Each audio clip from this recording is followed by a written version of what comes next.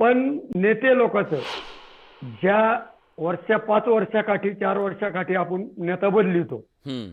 कुठंतरी बदल करतो का नाही गड्या, ह्या 5 वर्ष 4 वर्षात मागे काही काम केलं नाही त्या नेत्याने, हम्म. तर आपण दुसरा निवडितो. तर दुसरा निवडल्याच्या नंतर पण तो तसाच निघाला, तर मग ह्या शेतकऱ्यांनी जायचं कोणाकडे? निराशा झाली असं मोठा तुमचं म्हणणं आहे. शेतकऱ्यांची निराशा झाली, सरकार बदलली, आली गेली, आश्वासनं दिली.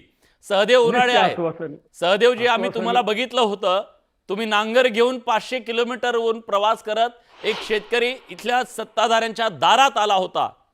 आज नांदेड, लातूर या सगळ्या परिसरामध्ये प्रचंड परिस्थिती गंभीर बनली आहे, असं आम्ही आता दाखवलं. काय शेतकऱ्यांची अवस्था आहे?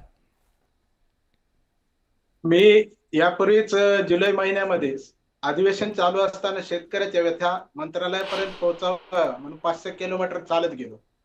त्या ठिकाणी व्यथा मांडण्याचा प्रयत्न केला. मला वरील दोन्ही मान्यवरांचे फोन सुद्धा आले होते.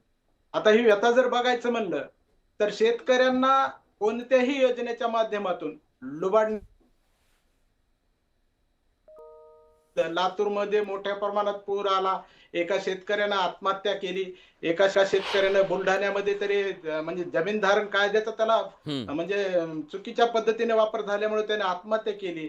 त्याच्यानंतर नांदेडमध्ये बघितलं, आमचे बालाजी खंकरे म्हणून आहेत, त्यांच्या 50 गाईचा 70 शेळ्याचा गोठा वाहून ही भयावह परिस्थिती निर्माण झाली आहे. पण मराठवाड्यातील या 7 जिल्ह्याला की कोणीही आधार नाही. अशा परिस्थितीत शेतकऱ्यांनी कुणाकडे जायचं हा प्रश्न उपस्थित होतोय.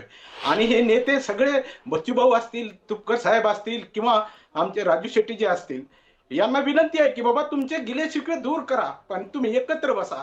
आता बघा, या दुपळीमुळेच हे शासनामधील लोक ह्या शेतकऱ्यावर म्हणजे शेतकऱ्यांना आसूड कुणावर मारायचं सोडून दिला, पण ह्यांनी म्हणजे पाठीत खंजीर खुपसण्याचं काम सुरू केलेलं आहे. सोयाबीन गेलं. आता विमा कंपनीच्या बाबतीत जर बघितलं तर आज घडीला विमा कंपनीकडून कसलीच मदत मिळणार नाही, कारण त्यांनी तिन्ही ट्रिगर बंद केलेले आहेत. म्हणजे अतिवृष्टी झाली म्हणून पहिले पैसे मिळायचे, त्याच्यानंतर खंड पडला पावसाचा म्हणून पैसे मिळायचे हे, आणि त्याच्यानंतर शेतात जर कापणी करून काढलेलं पीक आहे त्याच्यावर जरी काही नुकसान भरपाई मिळायची, पण हे सगळे तिन्ही ट्रिगर बंद केले. आणि 2019 पासून बघतोय, आज 2024 पर्यंत बघितलं तर एकदाही पीक कापणी प्रयोगाच्या आधारावर विमा मिळाला नाही. अशी परिस्थिती आहे. आम्हाला कर्ज दिलं जातं, पण ते कर्ज आमच्यावर लादलं जातं. कशा पद्धतीने लादलं जातं जर हे सांगितलं, आम्ही त्या ठिकाणी सचिवांना सुद्धा मी सांगितलं वैयक्तिक, बाबा हे कर्ज जी देताय तुम्ही आम्हाला केसीसीच्या अकाउंटवरून कर्ज दिल्यानंतर त्याच केसीसीच्या अकाउंटवर आमचे व्यवहार व्हावे, जेणेकरून वर्षातून 1,00,000-2,00,000 रुपये जे आमच्या पदरात शेतकऱ्याकडून मदत म्हणजे गव्हर्नमेंट कोणी येणारे असतील, रोजगार हमीचे असतील, कोणते आमच्या मालाचे पैसे असतील त्या खात्यावर म्हणजे खात्यावर जमा होतील आणि ऑटोमॅटिक रिन्युअल होईल. बरोबर. अशा म्हणजे पद्धतीच्या कर्जाचा मुद्दा आहे, पीक विम्याचा मुद्दा आहे, आणि त्या मुद्द्याबद्दल कुठल्याही प्रकारचा दिलासा तुम्हाला नाहीये, आणि हे संकट दारावरती उभा आहे. संतोष पाटील आता आपल्या सोबत आहेत. संतोष पाटील हे नांदेड जिल्ह्यातले शेतकरी आहेत. नांदेड जिल्ह्यावरती आभाळ कोसळलं, काय शेतकऱ्याची अवस्था आहे आता तुम्ही सांगा तिथली.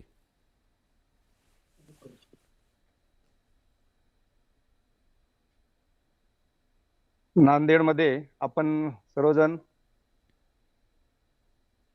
बोला, सलग बोला, येतोय आवाज तुमचा. नांदेडमध्ये आपण सर्वजण पाहतोय महाभयंकर पूर असा आला आणि अनेक माणसं आणि शेकडो जनावरं नांदेड जिल्ह्यामध्ये मृत्युमुखी पडली.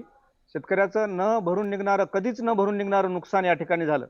पण या दुःखासोबत दुसरं दुःख असं आहे की हे चर्चा किंवा बातम्यामधून आपण पाहतो की ढगफुटीनं झालं, पण हे असं नाहीये. प्रत्यक्ष काय झालंय, त्या मुखेडच्या बाजूला जो लेंडी प्रकल्प आहे त्याची जी घळभरणी चुकीच्या वेळेस झाली, पुनर्वसत पूर्ण न करताना त्या धरणाचे दार कोंडले, गेट लावले आणि शेतकऱ्यांना, त्या भागात राहणाऱ्या गावकऱ्यांना सांगितलं की फक्त आम्ही 10% पाणी भरणार आहोत, आणि ते 80% त्या धरणाला पाणी भरलं. म्हणजे जाणून बुजून त्या लोकांचा खून करायचा, त्यांना संपवायचं या हेतूने या सरकारने हे केलंय की काय, असा संशय मला या ठिकाणी येतोय.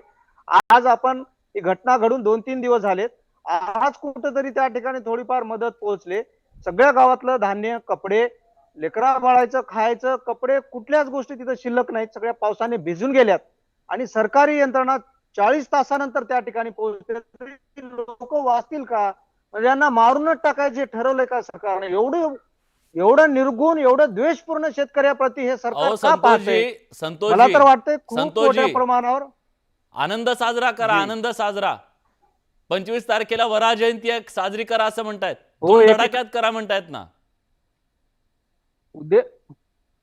उद्याच्या पोळा आमचा दरवर्षी आम्ही बैलांना वाजत गाजत पोळा करतो, तर यावर्षी वाजत गाजत कोण्या तोंडानं करावा? आमचे भाऊबंद मेलेत, आमचे जनावर मेलेत, बैल मेलेत, आणि पोळा कसा करावा? आणि तुम्ही म्हणताय ते वराह पूजन काय काढलंय?